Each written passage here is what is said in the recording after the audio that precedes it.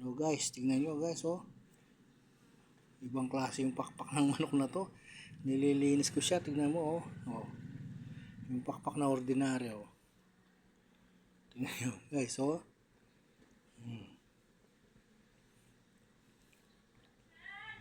Oh guys. Hindi naman na talagang inborn siya. Oh guys oh. Tingnan nyo oh. Inborn talaga, wala oh. Talagang hindi naman nilagay oh. Oh. Pakpak niya talaga. Dalawa yung pakpak niya.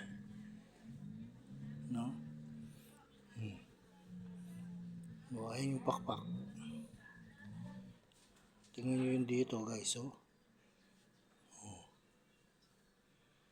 Dalawa yung pakpak niya sa ano, sa isang pakpak. Oh. Oh guys oh. No. Yung bore niya talaga guys. Sa Kapampangan, salapi. Oh no.